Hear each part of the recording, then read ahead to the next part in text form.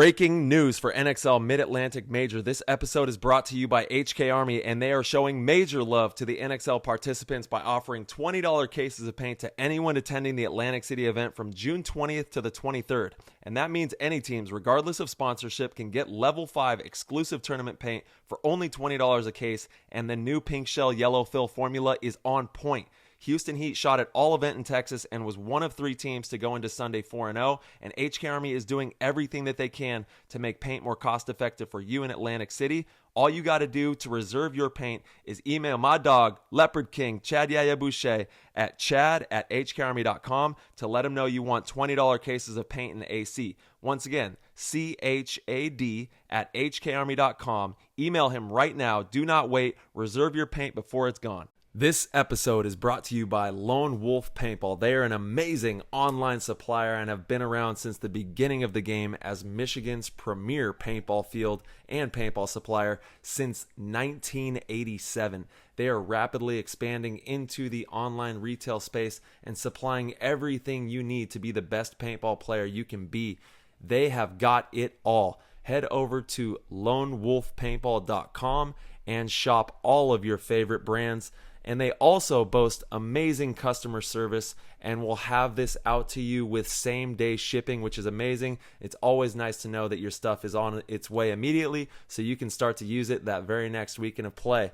Check out their YouTube, Lone Wolf Paintball, and their Instagram, @LoneWolfPB, and stay up to date with all of their deals and sales. Play the Game podcast is immensely honored to have them on board, and we cannot wait for you guys to check out lonewolfpaintball.com and become a part of their community. PTG family, we love you. Thank you all for continuing to support the PTG show. We are truly forever grateful for each and every single one of you that tunes in on a weekly basis. And if you are enjoying these episodes and want to help with the progress and development of this program, head on over to ptgpodcast.com. Click the orange Patreon link and become a member of our community. That's where you can connect with hungry, like-minded paintball players, enjoy paintball 7 days a week in our exclusive chat rooms, and ensure that we can continue to keep cultivating the future of paintball for years to come. It's all love for paintball. It's all love for PTG. We can't wait to see you in there. Head over to ptgpodcast.com and become a member of our community. What's going on, PTG Nation? Thank you guys so much for tuning in. This episode, we have none other than Michael MJ Johnson from Austin Notorious. He is in his rookie season. He's a young and upcoming attacker that is really destined for greatness in this game, has an amazing work ethic, and wants to let the world know that he's coming. So, without further ado, we're going to hop in the show. That was an insane inside move by Marcelo Margot. Great communication. And the crowd starts chanting Harmon. Great shot by all the guys. So Tyler Harmon saved that game. He came out with 2 wins. Marcelo Margot was on fire.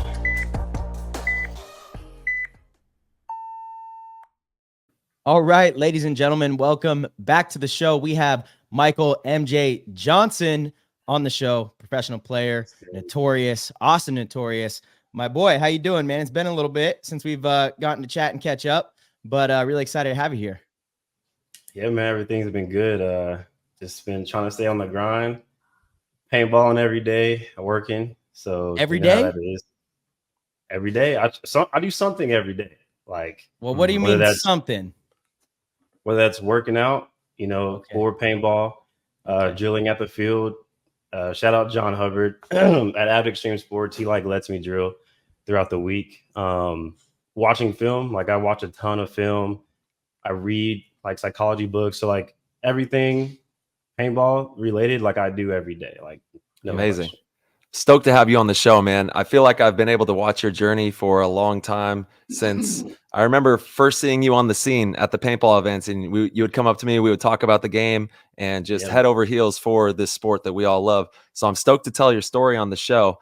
I feel like it's going to be an important story for the game. I feel like you have a bright future in this game. And from what I've seen, you've been just grinding, just going for it, And when you put that dedication into play like that, you're going to get good results. So where are you?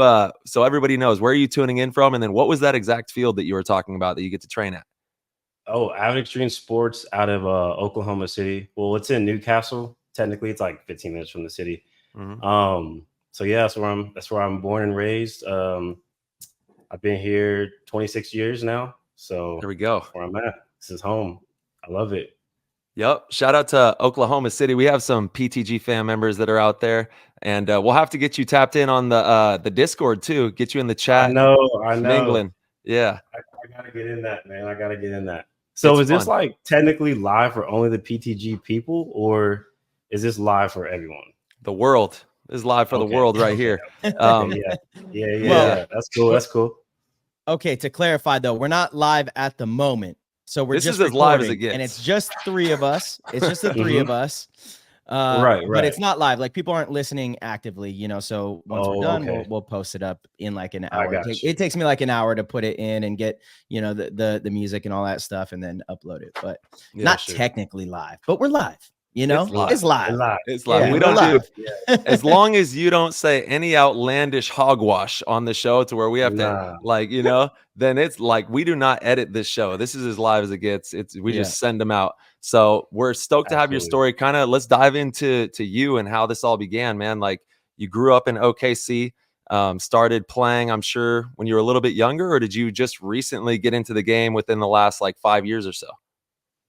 Yeah, so my story is kind of interesting because I played like I encountered paintball like 4 or 5 different times before actually like getting into it. It's a long story, but the very first time I played, it was for my cousin's birthday, and I was probably like 8 years old. The birthday Like, hey, party. like, always. They're like, hey, you know, we're going to paintballing, you know, yada, yada, yada. And I don't know what I had in my head of like what paintball was, but I thought like it was just a gun and just shoots out paint or something. I don't know. I had Like no a spray? idea. Yeah, so I was like, heck yeah, that sounds like a blast, right? And so my uncle, actually, shout out to my Uncle Cherry.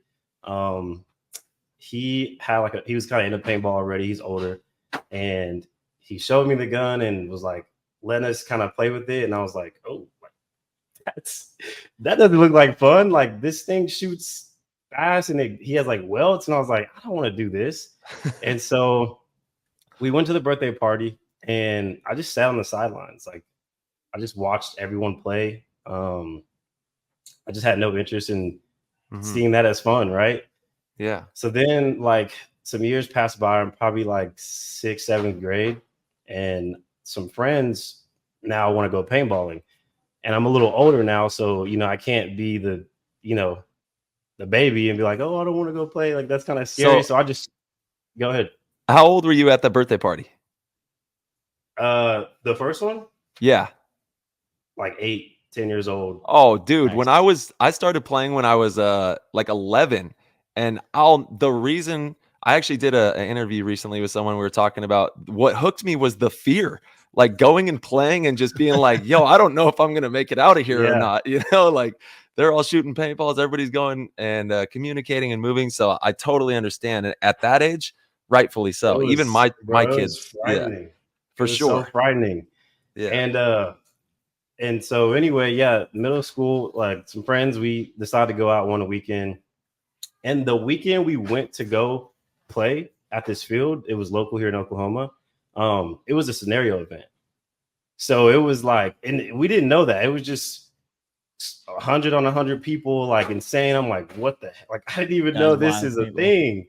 And so we ended up playing, and I literally sat in the back the whole time. Like I did enough just to say I played, right? Yeah. And then a couple more like birthdays, like same scenario. Like I went, just sat back, didn't really, you know, do anything. And then let's say probably like 8th grade, like my 8th grade year, middle school, my church decides to go play paintball. And I've been like 3 times at this point. So I was like, okay, I'm going to just go and play and like send it. Just send it. Exactly. Yeah. And so I was like watching YouTube videos. Like I saw HK videos. I probably saw you guys on there at the time. Obviously didn't know who y'all were. And so the church group happens, and like I'm balling out on people. Like I'm getting the angles, I'm shooting people, like everything's just flowing, right? And I don't think anyone at my church had ever even played. So I'm just like the only one out there just going crazy. And you've been watching, like you've been going to the birthday parties. You see what's going on out there. Yeah, like you know. I even my grandma and my mom took me to Academy Sports to buy like a mask because I knew the masks were like kind of shitty with the. Can I cuss on this? Oh yeah. Oh yeah. Yeah, you Yes. good. Okay. Do whatever you want. They were kind of bad at the rental for the rental mask. So anyway, the very last point on this church trip, this whole time I haven't been shot, but the very last point, like I'm sitting in the woods somewhere, and my teammate behind me was trying to shoot the enemies, and ended up shooting me right on the thigh. Like, Yeah. I know exactly where it hit. It was on my left thigh, and it was the last point.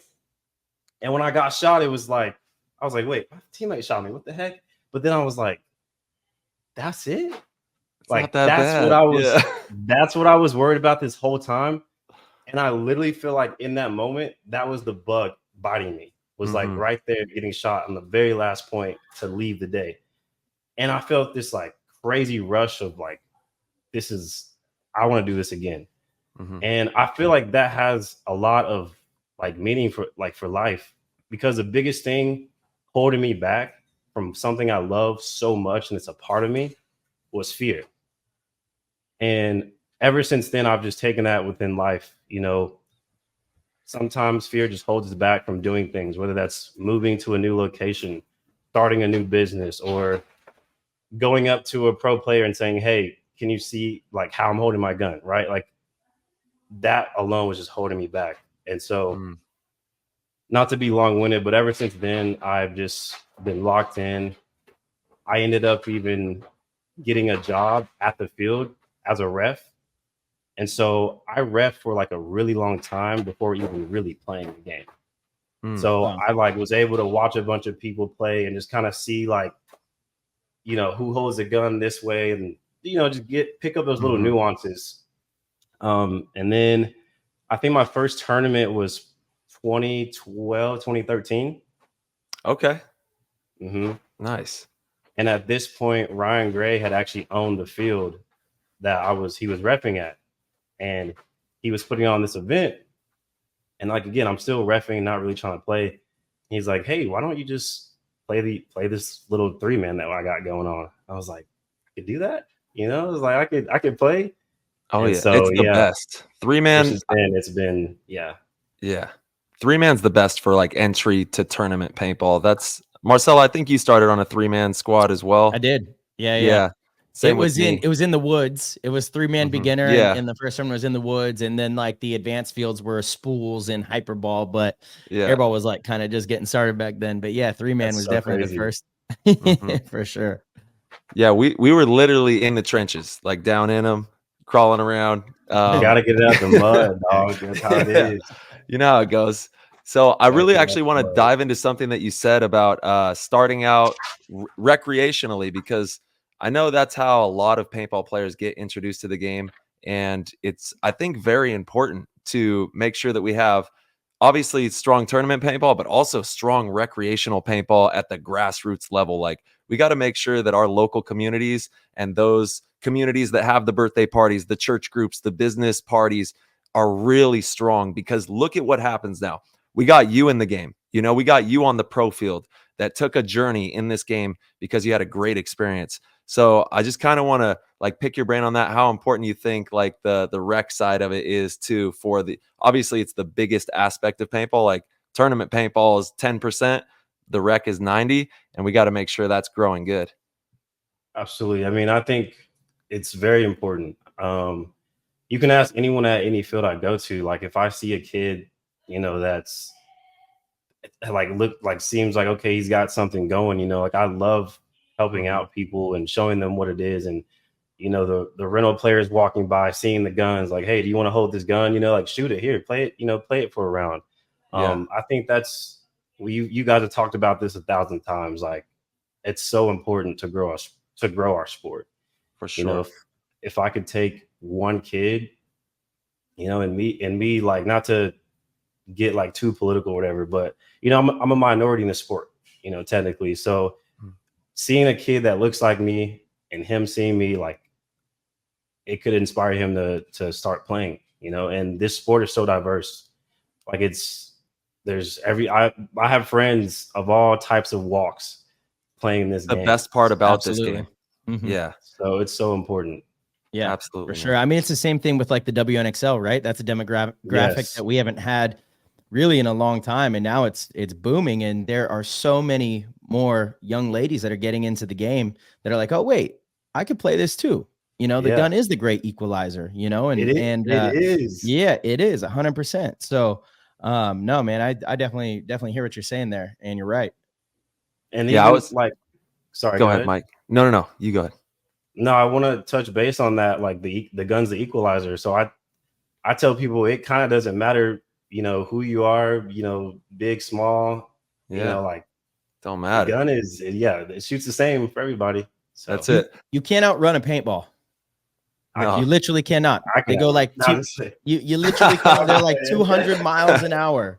It's crazy. Now, obviously, athleticism, being fast, being quick, is hugely important. I actually think there's an art to how you run and how you slide and how you dive too that doesn't have anything to do with speed. That helps you make your spots. That's an entirely different conversation. I mean, I can't tell you how many players I've seen that are so incredibly fast, but it's like they can't make a spot. They just they run a little awkward, and when they dive into the bunker, they're a little big. Like there's ways that really advanced paintball players manipulate their body to be a smaller target. But even all of that is so important, and it does help. But at the end of the day, the mind is truly the most powerful asset that we have as paintball players. It is. It definitely is. Yeah, the mechanics of paintball it's so important, but even more important is definitely that up here. Yeah, for and sure. That's the game itself, and that's even the mental, like how you view yourself on the field, how you view, how you play the game is in confidence is very important. Yeah, you're absolutely right, man. And you gotta know when you step into especially the pro field and whatever rank you're playing, that you're prepared and that you've brought everything to the field. You've brought mentality, you brought physicality, and you're ready to go. You know what I mean? And if you do that at a high level for enough time, you're gonna go places in this game or any facet of life for that matter. Yeah, for sure. I want to touch on real quick, MJ. I want to touch on the confidence thing because you definitely have it, always have. But you're absolutely right. And, it's funny. We're sitting here now because I don't know if you remember, but it was, 3 years ago, something like that. I was out at FIT. You came out. I was doing a clinic and you were like, hey, maybe I can learn a few things. You were definitely one of the most advanced players there. And you still, no, you put the ego aside and said, let me show up and see if I can pick anything up. But you had said to me at the end of the day, like, I'm going to be on the pro field, sooner than later. Like, I'm going to be there. You were confident that was what was going to happen. And I mean, a lot of people say that to me, right? And, I believe it until you prove me otherwise, to be honest, because I think that anybody in this game can, but it's rare that it actually happens and the person that says it follows through on that, because people get distracted. There's not like a guaranteed, contract waiting for you when you turn pro. There's no guarantee that you're going to be able to make money and support a family. There's no guarantees at all in this game, at least not yet. So, it is rare, but sure enough, you did exactly what you said you were going to do. That was why, when you released that post on Instagram, I was pretty proud. I was like, that's awesome. That's cool. You definitely made the dream come true, but that's also just the beginning. And I know, you know that too. Absolutely. And I want to touch base on that too. Like, for anyone that's trying to thinking about doing a clinic or think that it's worth it, like, it's so worth it. I was only there for 1 day because I think it was a 2-day clinic, right? It was, yeah. Yeah, I had to drive back to Oklahoma, and but I learned so much. Like, you honestly I've never had a chance to really tell you. I feel like that single-handedly, like, really, really took my game to a next level. And so I think that's so important for anyone trying to come up, through the ranks, is like, first, don't be afraid to ask for help. Don't be afraid to ask for advice, because that really helped. MJ, in what ways did it take your game to the next level? Like, how did it accentuate you in whatever you're processing mentally or fundamentally? What ways did it help you? It was really like small little things within the game, like nuances that sometimes I think it's overlooked. I remember there was a drill we had, Marcelo, where you kind of had us start in the home. You had someone start in the home, Yeah, you had two people on both sides starting the home. And then the objective was to get out to the corner. So like you and the home are fighting back at each other. And like there were so many times where it helped me pick up how quick I need to make that move to the corner once I put the home in, because we don't really sometimes get to isolate those moments. Right. That small like timing of putting someone in and just going, or they put you in, you need to come off and shoot the angle in front so that they can't, slide to the corner. Like how fast that happens is quicker than people really realize. You use that in every point, whether you're a back player, mid player, front player, you're a snake player, you both are in the snake insert bunker. You got to be able to put someone in and make your next move, And so like learning the rhythm and timing of what it actually looks like when you do have control of somebody versus when you don't. I see a lot of players, they gunfight and their opponent just kind of tucks in and they're like, oh, I can go, but their opponent's waiting to come back out and shoot them. They don't actually have dominance. And these drills will teach you. You can pick up there's little tells in the body language when you realize like, oh, I have dominance. Like I can make this move. That player has either switched or, has like completely submitted. You can tell, and little drills like that are hugely important for sure. Mm-hmm. Yeah. And even Tyler, I remember I was watching film on you. I sent it to you. It was Chicago, I believe, of last year. Yeah. And I think it was Archie in the corner shooting at you. And you like made the move so quick to go under his paint. Like you were wrapping. Archie saw you, shot at you. He missed a couple of paintballs. You tucked in and you read the paint so fast. I just went under. Coming at your head level, and you just ducked and went under. And I was just so mind blown, bro. I was like, these are the little things that people don't realize is what is going to take you to that next level. Like you have to be a student of the game. You have to understand all the little nuances that goes on. And it's I know crazy sometimes too. It's hard to watch with paintball, in the Go sports, but you've got to sit there and click and pause. And that's what I was doing. I'll just sit there. I pause. I'm like, okay, what is he? Okay, cool. Like play it. And then, that type of thing. Absolute student of the game, man. And I have a similar story, Marcelo, of him telling me earlier, I'm going pro, watch me, and I've been watching him for the last few years, and I'm so proud of him to see him making his dreams come true. And when it comes down to like what we're talking about now of the top players in the world, essentially playing Jedi mind tricks with each other out there, because it's like we're all trying to outsmart each other. We're all phenomenal technicians of the game. Like when it comes to gunfighting, making good decisions, all that kind of stuff. So all those nuances, and it almost is actually, it's weird. It's almost easier when you play against the top players in the world because you kind of know them a little bit better than I would know even you, coming down. I don't know all of your nuances yet. I don't know like the way that you move and the way that you process information. So that is homework for me. Like you're my homework now. I got to study you. I got to study all these new kids coming in the game, all these hungry, young, talented players that are in the league right now. I spend tireless hours studying them, just watching film, like you said. And those I've been things, studying you for years. I know. And that's why you're in the pro ranks. That's why you're going to be climbing these ranks and doing special things in the game. So it's been really fun to watch you grow into the pro player that you are now. But I want to kind of dive back into your early years, starting back in like 2012, 2013, and like how it all progressed from there. And I think you said you even took another break after that before getting back into it. Yeah. So 2013, 14, I had to take a break just financially. I think a lot of people go through that. I was still like watching paintball, keeping up with it, but I just, I was in high school and, getting jobs and figuring out like if I'm going to go to college or whatever. So I didn't really was able to play paintball that much. I would play like one tournament a year just to kind of keep, just to stay in it. And then I didn't really start getting back into paintball consistently until 2019. So, several year break of just kind of playing here and there to now I've been consistent. There we go. And then I know, obviously paintball is your passion, but there has to be ways to make sure that everything's the lights are on and everything's good on the man. home front. So what are you doing to like for work and that kind of stuff off the paintball field? Yeah, so I right now, like, I valet park in the evening. There I you actually go. used to have a valet company, and I've done several different businesses and companies, and I'm like an entrepreneur at heart, like straight up. Yeah. Uh, and then I kind of like do stocks, which was I found success with in 2019. But back Oh, then it was like Marcelo's gonna COVID. love you, dude. Yeah, it was Marcelo's gonna COVID love this. years, so it was easy to kind of win. But I was putting in money, and it was doing well.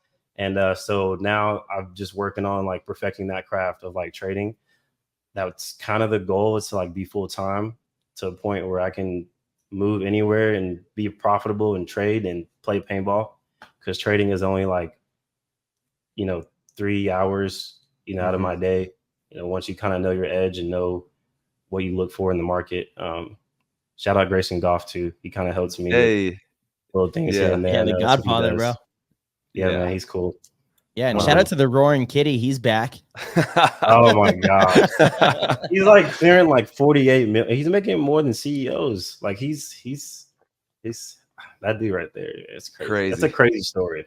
Yeah, Crazy story. I know. In like the last couple weeks, he came back to Twitter and like posted a bunch of memes every 15 minutes. It was crazy. And he posted one meme, and it just GameStop went crazy. Yeah, he's being investigated now. But, yeah, it's kind of wild that the SEC is investigating him. It's like there's so much corruption going on in with these big hedge funds, and this is what you're going after. It's kind of wild. Mhm. Kind of wild. He posted his like portfolio too. He's has like almost $500 million in GameStop. Yo, yeah, it's insane. It's down a little bit now because GameStop's down, but it's an interesting story to follow for sure. Just kind of the retail trader whole debacle over the last 3-4 years. It is. The Roaring Kitty, man, making news. Kitty. What a name too! Like just some guy just behind a computer screen, man. Internet money, it's crazy.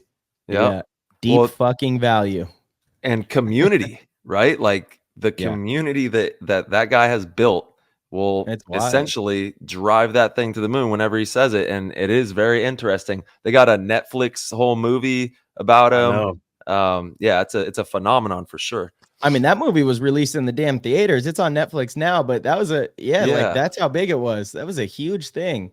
It's crazy. Yeah, I'm curious to see how it turns out this time, because this is literally it's part 2. It's part 2 right now. So yeah, I'm just watching. This is fun. Yeah, I'm on the sidelines with that. I try to focus on what I know. Same. It's whatever. So once you got serious back into it, like 2019, what was your first team that you got onto when you got into it? And you played for Greenville Growl as well. Is that right? Yeah, I played for Greenville Growl last year. Yeah, that's right. But when I came back, I was actually played for a team local to me called Senate. Mm-hmm. Shout out all the Senate boys out there. Rob, Randall, Mr. Tank Dangle himself. Yep, Randall. Let's go. It's kind of their thing, yeah. And so I played with them for some time, like really 2 seasons. And then it kind of got to a point where they weren't really trying to play like national events necessarily. And I was kind of getting to that point where, I want to play nationals because I want to play against the best, in that division. And so I left them and then kind of hopped around like the Texas scene. Like Texas it's like 3 hours from here, but you know how it is. Yeah, you know how it is. So hopped around a few Texas teams, and then I actually landed on Greenville Growl. Mm-hmm. What's funny about that is Patrick McKenna, like he messaged me to get on that team. And when I first saw like his message, I freaked out because I'm like, there's no way I'm about to get on Heat. You know what I mean? I'm like, why is he like? Because I just had I didn't know Patrick, like I never met him.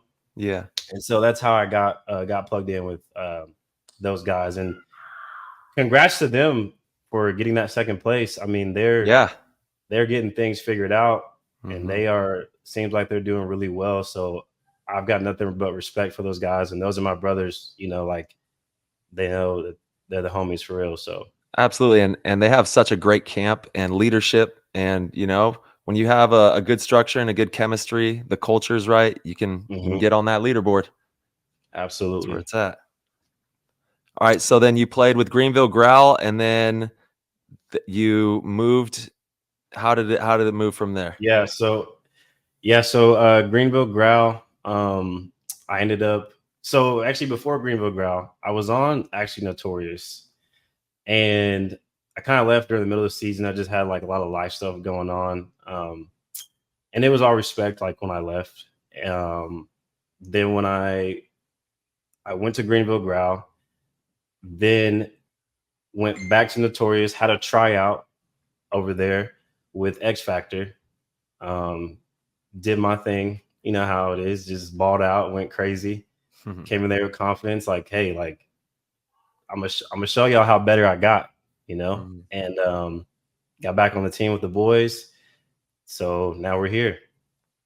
Yep. And I see you got your for everybody who's tuned in on the podcast platforms, check out the YouTube. Is that the idol in the background? You got your jersey back there? I got the idol, got the jersey. Yep. We got some jerseys for sale too, if you want one. Hey, let them know one time. The price is low right now because entrepreneur, bro, come on, price, PTG, sling them jerseys, bro.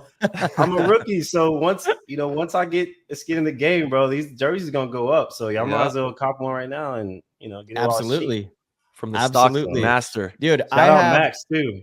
I have he makes the dope jerseys. My very first jersey from the Ironman.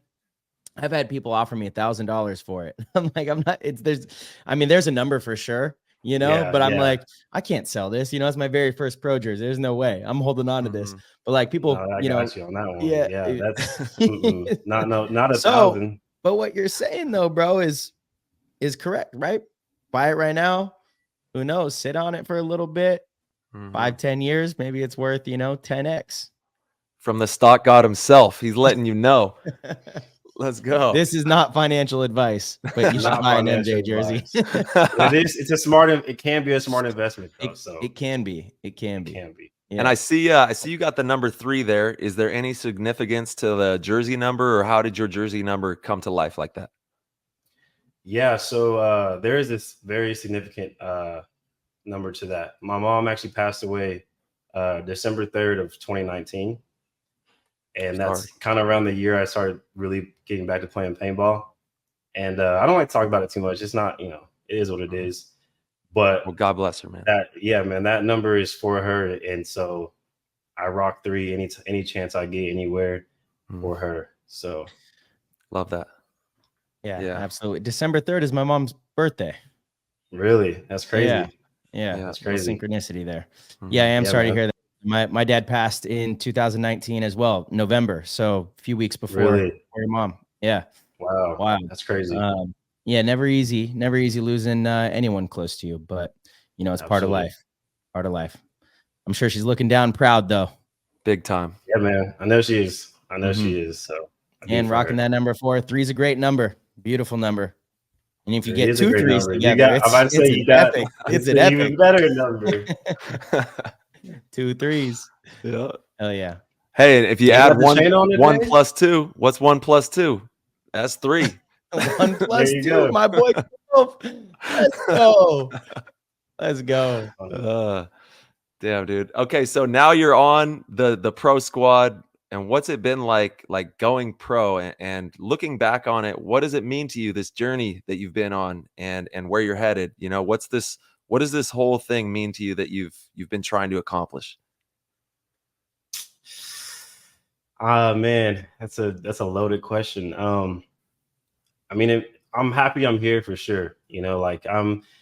This is literally what I worked for, but like Marcelo mentioned earlier, like you've only just really begun. Like it's now it's a whole new game, right? And when I first came into the scene, like the pro scene, I was just so starstruck. Like I'm just so like, oh my gosh, like I can't believe like I'm playing Marcel, or I'm playing. I haven't played you guys yet, but I'm playing Tampa Bay Damage, Infamous, like all these guys I've been watching. But now my mentality is like just starting to switch. Like I've been having like a very backseat mindset, and now I'm at a point where I'm here now. So you guys are gonna have to respect me and respect my game and how I play. So I've been trying to really just stay focused and get myself better, just stay sharp, stay level headed, but also realizing that I'm here for a reason, right? I think a lot of times when you're coming up in the sport, we try to play kind of perfect paintball, and you kind of become like just this, I don't want to say too much of a team player, but just you're like timid. In this mold. Yeah, you're timid, or you're just in this mode. You're like not trying to die. You're just sitting there rolling your gun. And obviously, there's moments and times where that is the thing to do. But I've just been trying to do what got me here, and that's just being a dog, like causing chaos, like being fast, being a thorn for the other team. And so now my mentality is just keeping that same energy, keeping that same tempo, but just being a little smarter about it, finding that balance, clock awareness, are we up points? Are we down points? Can I possibly jump, run the highway and go get this guy and stay alive? Like just causing chaos. And do I need to? Most important. Because realistically, I'm more than a snake player. Like I do play snake usually because I'm the faster one. I'm, athletic. I have those things, but I also have fastest one on your team. I mean, your boy. Listen, you're looking at him. ABJ is quick. Come on, man. I might be able to get him though. Ooh, I might be able to. We got to see this. You guys got to race. I do want to see it. ABJ's fast though. Yeah. Here's what ABJ has: great acceleration. Like if you ever pay attention, like how quick he gets off the box, it's really quick. So he might get me in that short term, but maybe like the long term race, maybe I might catch him. Yeah. But what I wanted to say was real quick is I've had season on the D side, and like I can play anywhere. Like I'm not just a snake player. Like I have I want to say great gun skill because y'all two are kind of up there right now, but I can just cause chaos wherever you need me. That's kind You're an attacker. You're an attacker, absolutely, right? Same thing with Archie. Archie plays the snake now, but I actually played a tournament with him in 2022. We got to play Germany together, and he was our Dorito attacker. It's just kind of what the field called for, and so we put him over on the Dorito side. And I think it's important for especially young players. If you're an attacker, you can play both sides of the field, right? Don't get so sucked in and married to one side. A lot of the kids that I coach, they play both sides of the field. The attackers, they play both sides of the field. Even the 2s and 3s, they play different spots because every field is not the same. Every field is different. So just because there's lay down bunkers with other bunkers attached to them on one side, and so that we call that the snake side, that side might play completely different than a snake side on another field. It might be a really fast snake side. So I want my fast, players over there that are willing to push the envelope. Or it might be a slow snake side where I'm like, okay, I need one of our more methodical players that is just going to be patient, always alive, and I'm going to take that player that wants to always push the envelope. He's going to go on the other side because the Dorito side on this field is the side that you really press, or it's the middle, right? It really, to me, it depends on the actual field. It does. And I know it kind of contradicts. Like, I don't really know any pro teams that do that. You have your snake players and they're kind of always in the snake. And sometimes I think that might be a mistake. There's been tournaments where I'm like, man, Archie should be on the Dorito side for, our Archie. Just his style would be so great over here, or, vice versa, and there's times where I'm like, if I were the coach of this team, I would not have that player on the snake side over here. They would be on the Dorito side, but I'm also not a professional coach. Just my opinion, right? I think it's super important. It's, if you're an attacker, you're an attacker, and it depends on what the field layout is. That kind of dictates how, it dictates how the field should play, and what kind of pace is going to be required on different sides. And then you fit your players to their strengths on that, rather than just, no, you're a snake player. So you're in the snake again. You're in the snake again. You're a snake player. What? I don't get that. So I prefer attackers, and then you have your mid players and I guess your back players, but back players aren't even really a thing anymore. It's all kind of a hybrid, For sure. I want to ask you on that too, Marcelo. And shout out ABJ. Like ABJ is a good guy too. Oh, for Like, sure. I don't know. Yeah. There's Yeah. 100%. it's always competitiveness with me and him, which is what you want, right? Yeah. But I want to ask you real quick on that, from your perspective, Marcelo and Tyler, do you think that coming up in the divisionals, there might be an advantage to only playing like one side starting out, just so you can learn, like maybe master that, and then maybe you switch sides? Or do you feel like coming up you should kind of alternate between both, assuming that you have the athletic ability to, you know, do that position as a front or two? Well, first of all, if there's any divisional players out there that are looking to go pro, you need to be eclectic and you need to know how to play everywhere, because you don't know what this team that you're trying to attack or get on is going to need. So you're only stifling yourself if you just look at one portion of the field. And I understand you can be a little more focused, but you need to try and really broaden yourself as much as you possibly can. And no pro teams are going to be picking up twos or threes. You know, they need attackers. It's very rare. Only at the highest level do you see teams picking up like twos or threes, you know. But if you're going to be a new up and coming pro from divisional into pro, you need to be an attacker and you need to be eclectic. You need to have a really well-rounded, way of navigating the field. Because like I said, you just don't know what they're going to be asking of you or what they're going to need or what hole needs to be filled in that organization. And you need to be able to come in there and do whatever it takes to take a spot and get in there. Yeah, I like that. Yeah, I agree with Tyler, and maybe it's an unpopular opinion. It's probably not the safe thing to say, because I think a lot of coaches, you know, they say, you know, really dial in this job. If this is going to be your job, really dial this in. But I think if you want to be a snake player, you know, quote unquote, it's only going to help you to also go and play the Dorito side, because you realize how the movement over there works. And when you learn how the movement over there works, when you're in the snake, you can understand the tempo a little bit more. If a opponent is, you know, attacking, and each layout's a little bit different, but again, your overall understanding of a paintball game is going to grow if you understand all the spots. So personally, again, with the teams and players that I coach, I have everybody play everywhere. Now, if you're preparing for an actual layout, we spend a little bit of time where everyone plays everywhere, because it's important still. Again, you want to see what the Dorito, you know, you might be in the snake saying, this Dorito player cross field has this gap, so I'm not going to jump it. But then you go and play that Dorito and you're shooting cross and you realize how hard it is to actually hold that zone. It just helps you out in the long run when you're in the snake. But again, all of the players that I coach, it's really important that they play everywhere. Even our guys that in tournaments are never going to be our one on the snake side. Just, they're never going to be that. I have them play the one on the snake side in practice, you know, because in paintball, again, smart players prevail.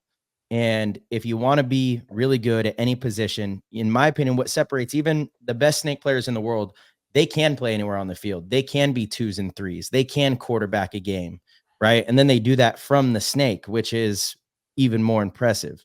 I guess to relate it to another sport, I guess, you know, in football, you kind of see that if you want to equate divisional paintball, so coming up through the ranks to like high school football, you have a lot of the star athletes on the teams that play both sides of the ball. You know, you have like receivers that are also linebackers or cornerbacks, you know, and it's like you're getting to see both sides of it, which helps you and makes you a little more well-rounded.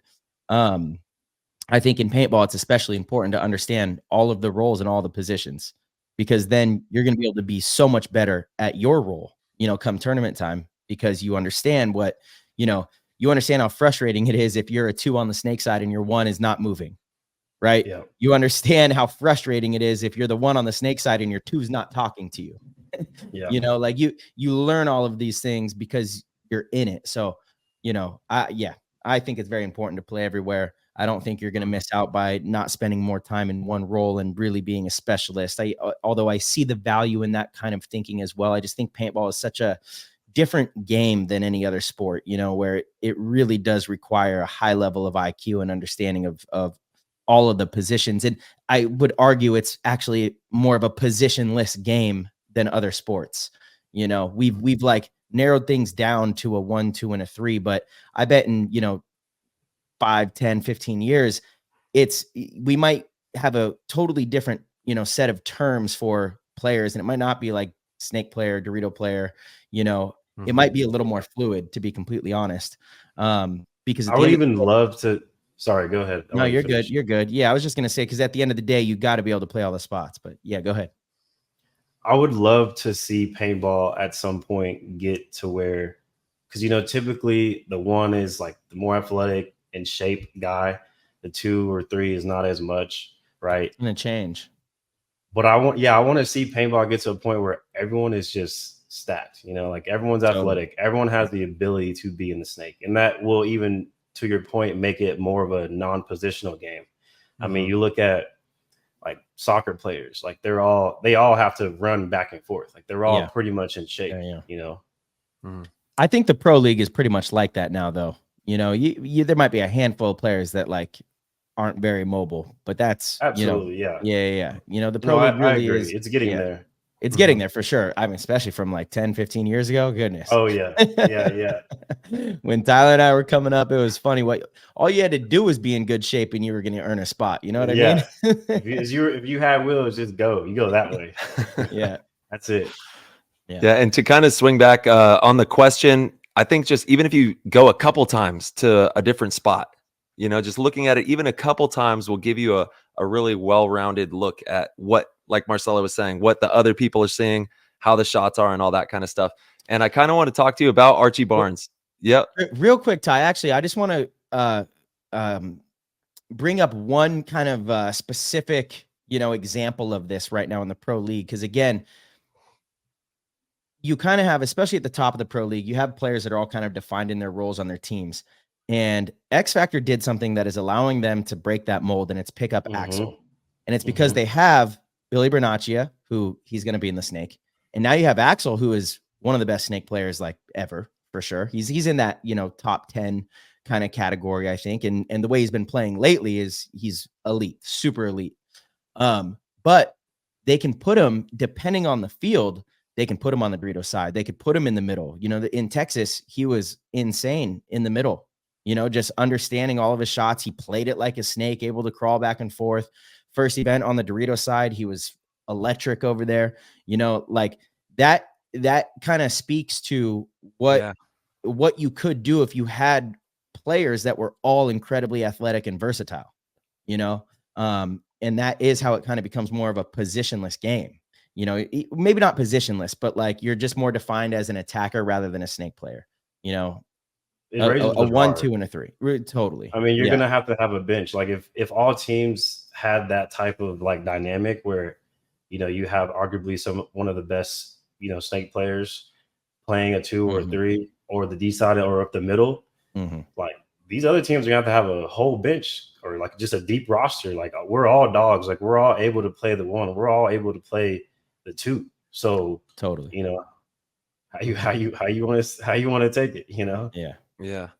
No, you're right. And so what's it been like playing alongside Archie Barnes Jr.? Because he's obviously making a big name for himself and doing well out there. So what's it been like running next to him?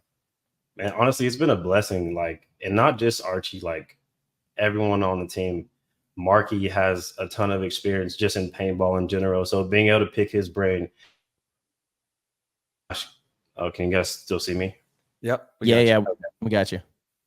Zach Carter, I mean, I just met him this season. He's one of our back players, and he is so good with his.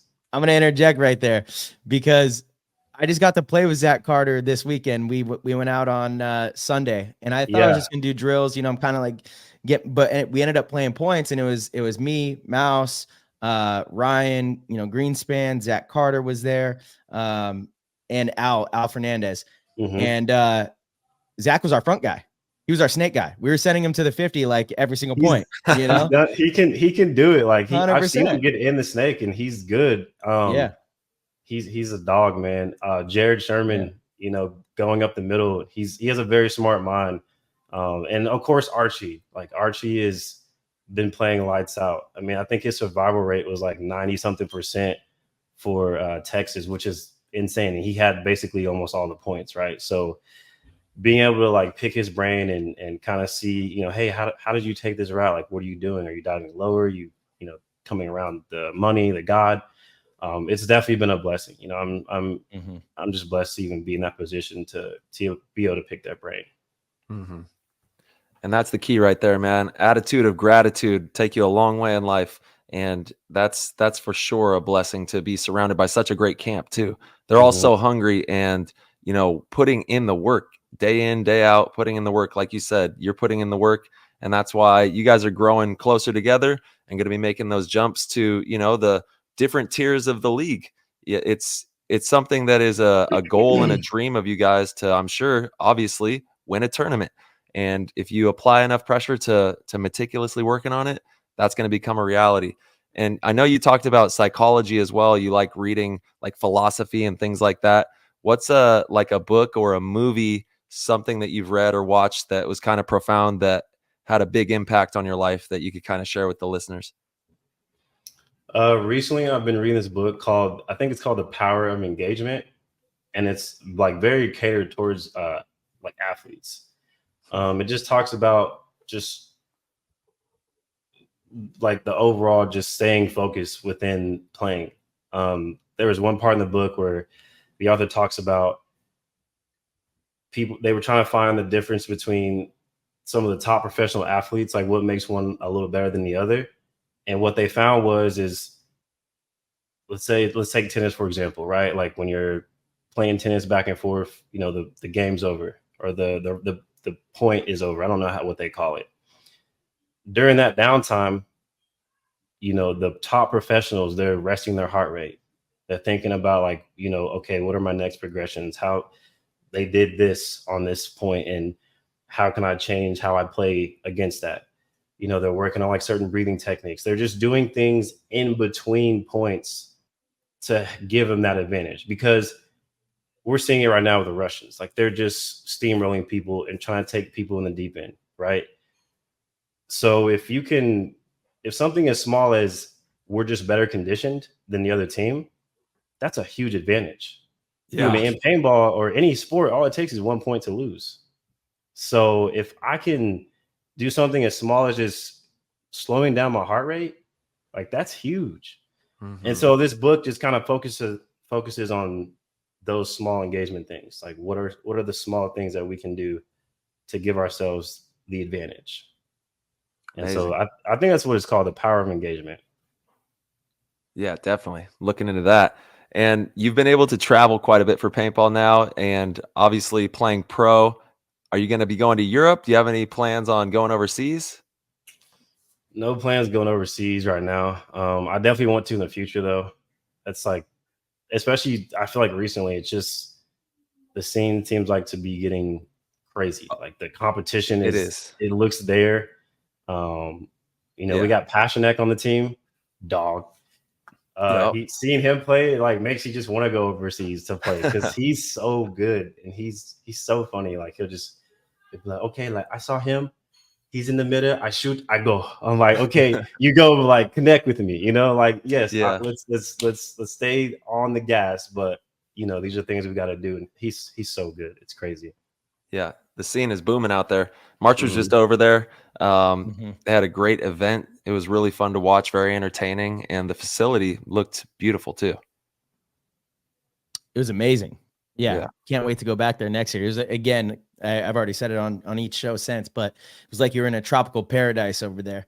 Yeah. You know, middle of the rainforest. It was awesome. Yeah, that's what I heard the podcast with Ryan. So you were saying it was just a real beautiful scene. Yeah. So have you played strictly in the USA? Have you gone outside of the borders to play paintball yet? Nope, I haven't. Okay. We got to make that be happen on the list, right? Yeah. No, yeah, I need to. Yeah, that's actually, I think it's one of the first things that young pro players should do is try to find international teams to guest with and go play, because it does a few different things. One, it teaches you about a different style of paintball because players in different parts of the world just play differently. So things you think players are going to do or should do in a certain situation, they don't. Right. And that just kind of helps develop your whole IQ, and you are more aware of more possibilities on the field. Secondly, typically you'll be the best player on the team, and they're looking to you for guidance and advice and leadership on and off the field.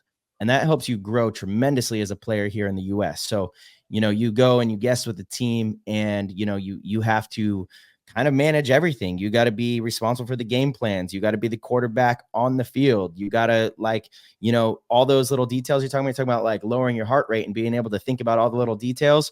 You got to be able to do that. You got to be able to come off of a point, take a deep breath, and assess what not just you did wrong, but what went wrong for your whole team, or right, and make a game plan for the next point, and, contribute in a way that you're probably not used to, especially if you're a rookie. And there's no other way to get that experience. It's invaluable experience. I mean, you could get that experience if you also like playing in the WCPPLs and, stuff like that. Just more tournament time where you are forced to be the guy. You are forced to be the leader, the on-field leader, the off-field leader. That helps you develop and bring that to your team, where it doesn't mean you step in and start telling everyone on Notorious what to do, but it's like you have a better understanding of what needs to be done. No, that makes a lot of sense. And dude, the food. I think it's all honestly, for me, it's the food. You don't travel, Ty. Stop it, bro. Oh, Quit get off playing, me, dude. Get off Quit me. playing. I stay traveling. Let's Time go. traveler. Come back to Paris this year, bro. We got Team USA. We got to defend the Yeah, title. we got Let's another go. championship to win. I know. There you go. You're not coming. Quit playing. Quit playing games. Yeah, he's right, unfortunately. But I am very much involved in the process of helping to cultivate and make sure that our talent is ready to go. And, Absolutely. any way that I can and help Team USA, I'm rooting for you. Let's go get it, Absolutely. But yeah, it was like a bucket list thing for me last year to go and accomplish that goal. And we got it done. It was the best, dude. It was so amazing. Awesome. Yeah. It was timeless. So much fun. Mm-hmm. Yeah. So if you do get the chance, even if going up to Canada, playing up in Canada, or going to the MXL, which aren't, crazy long travel, but you still get a really good experience, and you get to try the new food. The food is so good. It's just such an amazing part of travel, for sure. And the people experiencing different cultures and cuisines. It's awesome. Mm-hmm. I definitely need to do that. I went to Hawaii pretty recently. Love Hawaii. Yeah. And I was looking at like paintball fields. I was like, man, I just want to go just to stay at ball in Hawaii. You know what I mean? Yeah. Obviously not technically overseas, but No, it is. It is actually technically overseas. I mean, technically it's overseas, but still the U.S. Same country. So, yeah. No, but it's such a rich culture there too as well. And the paintball is booming out in Hawaii. Yeah. They love it. Hawaii's amazing, dude. It is not overrated. When I was younger, I used to think Hawaii was overrated. We do all this cool travel for paintball, and we go international and stuff. And I always like had my nose to the I'm like, oh, I'm not going to Hawaii. That's like super overrated. And then I finally went to Hawaii, and I was like, this is probably one of the best places in the entire world. Hawaii was low key life changing. It is, dude. It's the vibe there. As soon as you land at the airport, you realize, okay, this is special. Yes. It's just special. It is such an amazing place. Like, I could see retiring and moving there and staying there for the rest of my life at some point. It's incredible. It's getting expensive. And I talk about it 24/7. Like, we're just gonna go to Hawaii and just forget everybody. Just day trade full time. Yeah. Go all in on GameStop. Yeah, I think the markets over there is like 3 a.m. So I was like, we moved there. I'm like, I don't know. That's right. Yeah, it's like New York Stock Exchange is, I think it's like 3 a.m. there. Yeah, yeah, brutal. That's an early one for sure. Yeah. Well, yeah. I don't know if you guys know this, but this month is Men's Health Month. So I was gonna see, Mike, if you want to like shed some light, maybe from personal experience or just some insights that you have on how we can stay healthy mentally and physically, obviously this month, but in every month. Yeah, the biggest thing I actually do, I mean, I eat regular food too. Like, I cheat here and there, but my biggest thing that's changed, like my body physique and just my mood, is just eating like whole foods, like natural foods, whole, like fruits, steak, beef. You don't chicken. actually mean like Whole Foods, the grocery store, right?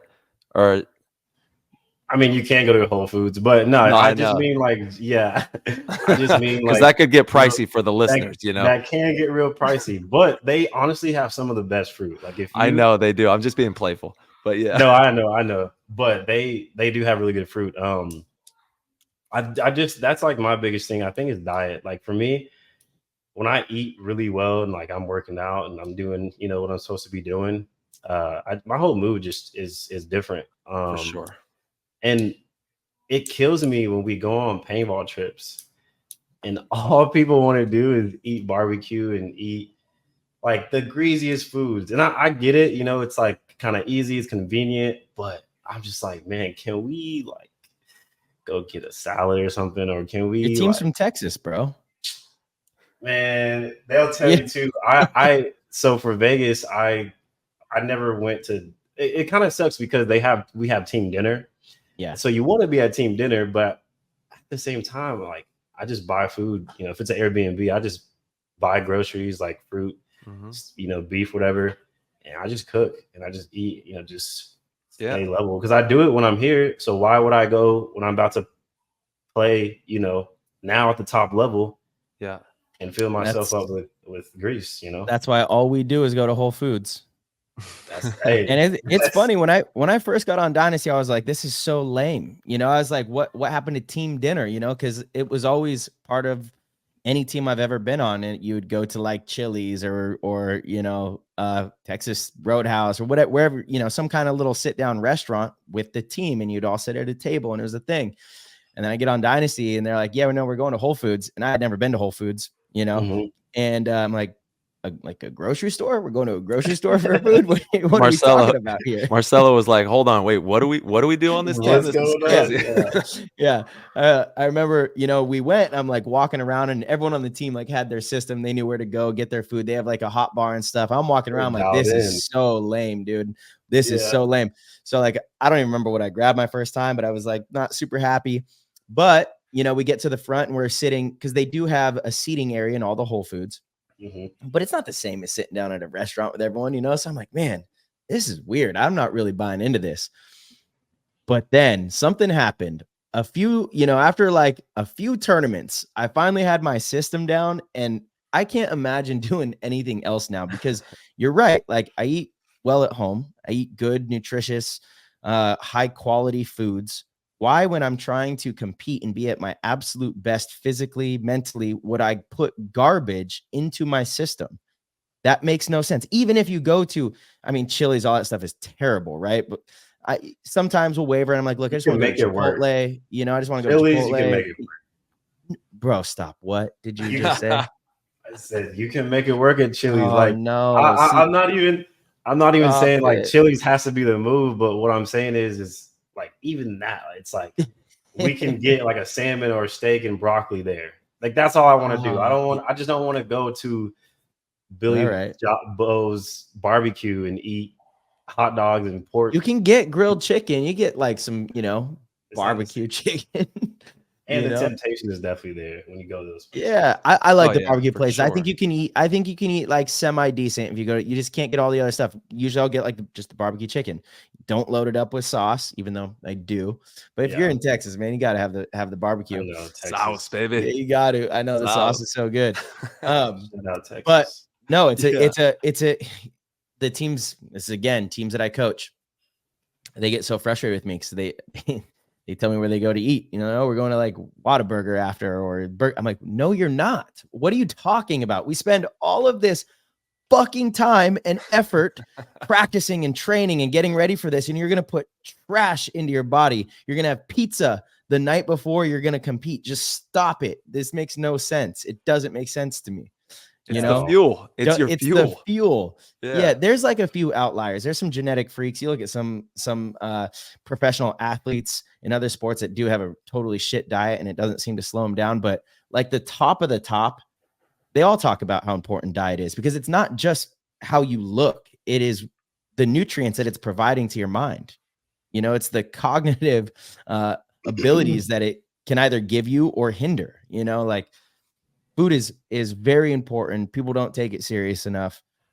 When you're at tournaments is when it should be most important. But that's usually when people throw it out the window. They're like, no, I've done like, 2 months training for this. I've been eating good. And now we're at a paintball event. I just want like easy, let's get the easy stuff, which is probably even worse because then your body's not used to it. And so you like gorge on all this stuff and you're like, oh my goodness. Okay, I'm not feeling so good. Yep.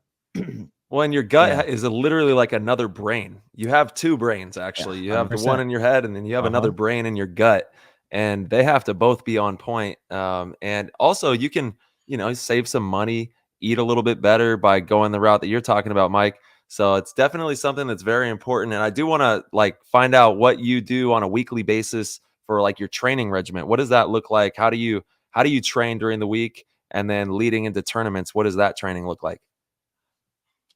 Yeah, I focus a lot on acceleration workouts, like fast twitch movements. So a lot of squats, a lot of box jumps, pull-ups, like full body workouts. And then closer towards the event, it's way more cardio based. And so I'm kind of just right now, even I'm on I'm only doing fruit and veggies right now. I just want to shed off a few more pounds just to get a little bit lighter on my feet, nothing too crazy. So Only fruit and veggies, no protein? no protein. Bro, what? I mean, we're trying doing, to shed fat muscle too? nah, just We need to get just my a man little a bit of fat, dietitian. just a little bit of fat. Okay. All right. I will say the only protein I'm actually doing is eggs. That's the Okay. exception. There you go. I am doing eggs. Okay. All right. There we go. But other than that, it's no real true meat or anything. Mhm. Okay. Just to shed off a few pounds, just leading up to the event. Cool. Always getting better. Every always second. getting better. You know Baby what's funny steps. too is we all three could sit here and scrutinize diets and this and that, but at the end of the day, it's about finding a program that works for you and executing it is actually most important, is executing it. Because even if it's not the best program, there's something to saying you're going to do something and committing to a diet and actually following through. That actually following through part builds momentum to everything else you do. So many people, they're like, oh, I'm going to try this diet. I don't care what diet you try something and complete it. And once you complete it, decide if it was good or bad, No, absolutely. And then from there you can adjust and make a new one, make a better plan that fits you a little, but just complete it. Instead And of planning, it's baby steps. Anytime someone asks me oh, how should I, do whatever diet or workout, I'm like, just start with, if you drink alcohol, no alcohol. And you don't even have to do it forever. You can do it for a couple of days or, a couple of weeks, however much you drink alcohol. If for you it's candy, or, for this person it's ice cream, whatever it is, cut it out and do it for a week. That's why right now I'm only doing, I started the diet this past Monday, and just Monday to Monday. I know I'm not going to probably yesterday. Yesterday. Okay. I know I'm not going to do, a full month or 2 months of just fruit and veggies. It's just really not in me to do that. And I don't really have a desire to do it, but I know I can lock in from Monday to Monday, shed off a few pounds, stay consistent with my workouts, train paintball, and, stay the course. So it's small, and maybe it ends up, I can do 2 weeks, who knows? And it is like a mental exercise as well. You're testing on so many different levels, obviously trying to get the nutrients right, but it is a mental test as well. It really is. Yeah. Boy, by day, I've done this before. By day 3, my body is bro, just something. What do you miss the most? What is your body? Excuse me. What does your body crave when you do this? I'm a big steak person. I love cooking steak. That's my biggest. I always miss steak every day. If I'm not eating it, I'm like, man, I need some steak. I need some steak. But I said, by day 3, my body is please, I need it. Day 5, I'm kind of I'm good. It's okay, I can do this. Really, day 4. Well, it's like drugs, right? Your body goes through these withdrawal kind of phases, and that's what happens in almost any diet. You hear people say a similar thing, whether they're cutting out carbs or sugars, going on keto. They're the first week is the hardest, and then your body adjusts. These foods have, like Tyler said, you have neurotransmitters in your stomach and your gut as well that control emotion. So these foods play on them in a certain way, just like drugs do in the mind, in the stomach. So to not believe that these foods and what we eat, what we put into our body have a direct outcome on how we feel, it's kind of crazy. There's absolutely loads of evidence to show otherwise. Even thought processing, yeah, and like the cognitive aspect is really profound too. When you really dive into it and start looking at what's going on in your gut brain, and it has a profound effect on your physical brain and your head as well. And like the way Yeah. that you can cognitively process more efficiently, and essentially that's what we're trying to do, is be as efficient as possible, like in all manners, as paintball players, as athletes, as people, entrepreneurs, business owners. We need to be efficient, and the nutrition is just so important, man. So I It love is. that And I, you I take it challenge serious.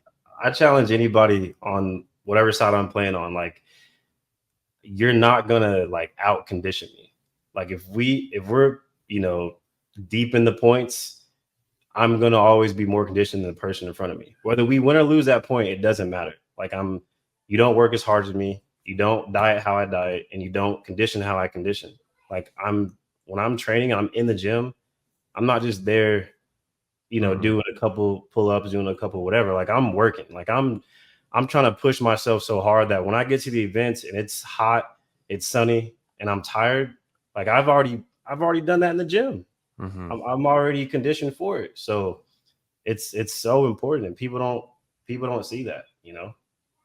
You're right. You're right. There is a lot of players that don't see it that way. And where did you pick that up? Like who hardwired your brain to think that way, or where did you get those tendencies? Honestly, it's that kind of mentality started when I started getting into boxing a little bit. I don't do it like anything crazy. I've never even had like a true amateur fight or anything, but I was So good. sparring Yeah. and training, and that's the whole mentality in boxing is no matter how tired you are, you cannot show your opponent that you're tired, Mhm. period, or else they're going to smell blood and basically go for the kill.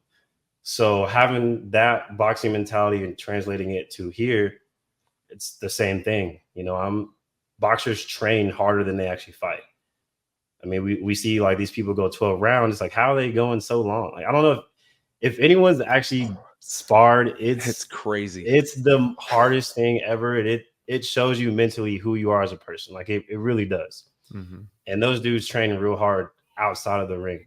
So I'm taking that same mentality with paintball. Like, why would I practice less, you know, outside of the field Mhm. than on the Totally. You're field? absolutely So right. Yeah, I mean, you could be the better team, but if you get to the finals and all your top players are yes, at 70% and the team you're yes, playing is at 90%, you can lose just on physical ability alone. I can't tell you how many bad decisions I've made because I was exhausted. There's been tournaments that yes. have just cooked me, and there's a certain point, and I go back to it, and I'm like, man, that decision was solely because I was tired. Like, that was a You mistake, made and I that know decision that's a because you were mistake. Yeah, fatigued. absolutely, Yeah. super fatigued. And you get mental fatigue. Follows physical fatigue. So, Mhm. in a game that is based on making really good decisions, you need to be sharp and fresh. Because And even when I'm training, like doing drills on like outside of the field, um, I always tell people put yourself in a state of fatigue and then do the yeah, drill. for sure, I feel like a for lot of sure. times people would start a drill, they're well rested, they like Mhm. reset their mind or whatever, and they just go. And that's great because you're putting in the reps, but do a couple laps around the field, There's do some levels to jumping it. jacks. Yeah. Be fatigued, be so tired where you're like, I don't know if I can even stand up, and then pull your gun up and do Yeah. whatever drill you're doing. Mhm. That's what's going to separate you from everybody else, because when everyone else is tired, you know, your mental is still going to be there and you're still going to be sharp, because in boxing, like I just said, it's all about being sharp the whole time. And it's the same in paintball. You're deep in the finals. Tyler and Marcelo, y'all two have probably been in the finals more than anyone in this game. So y'all understand the complexity of when it gets that deep into the game, how important it is to be mentally there no matter what. Mhm. Because it does make a difference. I mean, it's so true, man. So true. And I want to talk about also, you've lived in OKC your whole life and made this dream a reality. How far do you have to drive? Like, we're talking about, like, you got mental drive and you literally have to drive a lot to get to all of these places. What has that been like having to travel in that regard for paintball? It is a bit of a struggle. Just driving It means so paintball fits like 3 hours from me. So I used to go there like a lot. I haven't gone there in a while, but paintball fits 3 hours. Austin is about 5 hours for me. And then we practice in San Antonio against X Factor a lot. That's about a 6-hour drive. Yeah. So it's not terrible. It's not, 10 hours or anything crazy. So it's very doable. But it's not, it's not easy. It's just, getting in and going 15, 20, 30 minutes to your local paintball field. Mm-hmm. Yeah, that's a trip. So there's a bit of a struggle there. And I've come to realize paintball is, we all know this. It's a big old sacrifice. Like that's all paintball is right now. It's just sacrificing your time, money, and energy to achieve something, that who knows what this will turn into. Yeah, that's anything though. That's anything at all in life. If you want something bad enough, you're going to, I toggle back and forth on whether or not I even like the term sacrifice, but I've used it many times and I understand it. Mm-hmm. You have to put other things aside. You have to make decisions, that whatever it is you're chasing, if you want that thing, there's going to be other things that you can't do. Yep. Right. And you can call that sacrifice, or you could call it, there's like not going to prom and all that stuff. I don't look at that as sacrifices. I wanted to be doing the things that I was doing to pursue what I was pursuing. It's a great perspective. Yeah. I like that. And it's really just, there's just things that you can't do if you want to get a certain thing. If you want to be the owner of your own business, there's going to be things that you can't do. And you could look at that as a sacrifice, or you could look at it as you don't want to do those things anyway. The people that look at it as you didn't want to do those things anyway are probably the more successful business people, athletes, fathers, mothers, husbands, wives. It's not, oh, I'm sacrificing going out with the boys and this and that. It's, I don't want to go out with the boys and do this and that because I love my wife, or I love my family. To me, it's like that perspective. And so that's why I toggle with the term sacrifice, but I understand it. I really do. No, you're so right. Yeah. Yeah. At the end of the day, dude, everything in life, like if you want something, if you want to achieve something great, especially great, there's things that you can't do, period. Yeah. There's other things that you can't do, like, and because even especially paintball, drinking on Friday night, I just can't. If I have practice, I just can't do it. Like, I don't really drink that often anyway. So, but if we're out on a Friday night, I'm like, I can't because I have to play. I have to go perform and be at my best. Even in practice. Like I think that way even for practice. I don't. The real question is why you out on a Friday night? Hey, on the dance floor, getting it. You should be grinding on Friday night. Should be watching film or something. I'm just saying that's the real question. It's funny. No, I'm just giving you a hard time. Dynasty too. Like, it's funny. People know, like, if you stay at my place, it's probably gonna be pretty boring. In the last 2 years, I've made an effort to, when we have the team in town, I'm like, all right, fine. We'll go meet the team for dinner. It's, usually like a 25-minute drive. It's nothing, right? But I personally, if it were up to me, I would go to the field. I'd come home, do my paintball laundry, clean my gun, relax on the couch, make sure I get all my nutrients in, and I'm in bed super early. I start winding down, and I'm thinking about how the field played, what I did right, what I did wrong.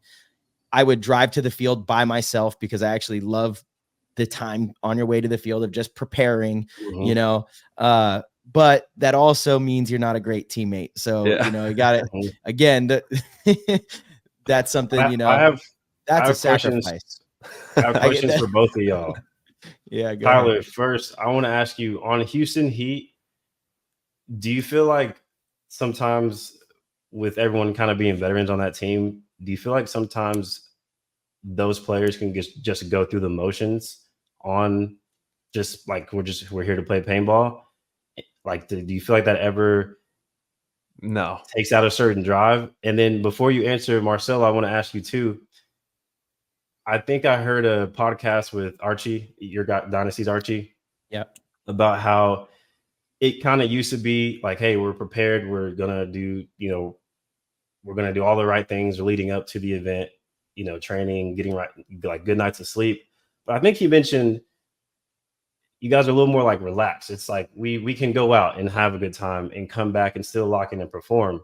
And so I want to ask you, what's that mental switch, and why do you think it still works to be like a little more relaxed and not as so focused? So I feel like right now as a rookie, I don't have any time to not lock in. Like I'm like my moment is right now. Yeah. So Tyler, I want you to kind of that, and then Marcelo. No, the squad is hungry, man, and they all want to win championships. It's very interesting when you think about sports psychology and the way that top tier players who have been playing a professional sport for a long time, each one of them has a different thing that makes them tick. And not every single individual is going to arrive to the moment in the same way with the same intention and like have the same cookie cutter way of being quote unquote perfect and ready to go. Like it takes a different level of frequency or mindset for each individual, and how they get there is unique to that person, which is really cool to watch and to be a part of on Houston Heat. But yeah, the gang is always hungry and takes it extremely serious, even after 20 plus years pro, meticulously looking at how we can be better. And we're having so much fun with Ryan Smith at the helm. He's brought new flavor into the camp, and we've been crunching the numbers and seeing what it's going to take to get on top there. I got to meet him when I was with Greenville Growl. He came out there, and he's the man, dude. Yeah, he's cool. And it's not his first rodeo. He's won World Cups with Houston Heat as the coach of Houston Heat, and he's got a really, really tactful way of making sure that we all arrive, like what you're talking about, making sure that we all arrive ready. Absolutely. Yeah. But it is unique. Yeah. Yeah. And then MJ, can you just ask it again so I can make sure answer clearly? Yeah, my question was, like I said, I mentioned, I heard the podcast with Archie, I believe. And I think y'all were talking about you guys, not to say you guys don't prepare for tournaments, but it's not as, hey, we need to be, training, doing drills, doing this leading up. It's more of like a little bit relaxed. It's more of like, hey, we can go hang out, we can chill, we can kind of, Yeah. I know what you're referring to. I don't really know how to word it, but no, I got you. So I don't think you have to really understand Archie to actually understand what he means with that. He definitely didn't mean that we don't have to prepare as much. He definitely didn't mean that we don't have to do certain drills leading up to it. And I think it did come off that way in that episode. And I was like, man, Archie, look, that is not the message to send. And first and foremost, he works hard too. Yeah. And I've looked up to Archie, many different parts of his game. For much of my career, one of my best friends, got a lot of respect for him. But I personally believe that our entire team would be so much better if everybody did practice more and did do all of the things that we did when we were younger. And it's frustrating because I'm somebody that is like, if we say we're going to be there at 9, let's get there at 9. I prefer to be there earlier. I want to be one of the first ones at the field. This team has like broken my mold in that. And we've had so much success in the last 3 or 4 years that I find myself biting my tongue sometimes because I'm like, okay, there's something about there's a sense of relaxation, I guess, is the word that you used, in like when we're at the events, we can joke around and make light of it. Whereas I remember, on previous teams or younger teams, especially, you walk around and it's so serious, and you're so like locked in and this and that. However, that's how I still feel I am, and sometimes the team, because I'm around all the guys that are, and let's keep in mind, Yosh, Ryan, Alex, I've done this a really long time. Those guys have done this a really, really long time. Right. And they've been winning the entire time. So there's a little bit of, maybe a better word is a poise. They have a poise at the events where it's like, yeah, we're at a paintball event, and we're going to do all the things. Our team meetings are incredibly serious, sometimes too serious. They're long, they can be grueling, and we really hash out a lot of information. But make no mistake, I'm always pushing back on our guys on, hey, let's do a little more here. Let's do a little more there. Like during the week, imagine if you were as sharp as Malloy. Imagine if you were as sharp as Tyler over here, right? With just imagine what we could do. Why would you not want to pursue all of that? Mm-hmm. I personally look back at almost every win we've had. We've had a few that were pretty decisive, but almost every win we've had throughout, not just Sunday, but throughout the tournament, there's like 1 or 2 points that if they go a different direction, we're 1-3. That just happened in Texas. Yeah. 3 overtime losses.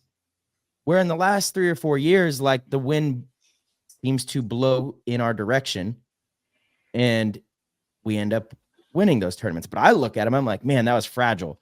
Philly a couple years ago where we were down 4-1, or we were down 3 points with 2.5 minutes against Revo in the semifinals. We had no business winning that game. Mm-hmm. We go on to win the tournament. So I look at all of these things like if we were more sharp, if we were more this, if we were more that.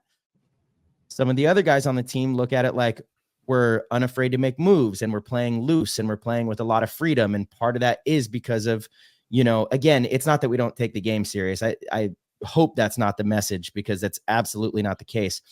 Our team is unique, and sorry for a long-winded response. I just think it warrants one.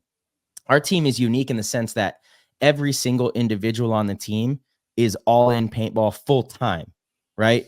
You have Alex so cool. and Oliver, who is, Hormesis and Field 1 and Dynasty. You have Yosh, Ryan, who's Field 1 and Dynasty. Ryan is at a field every weekend. I am all in on paintball at a field every weekend.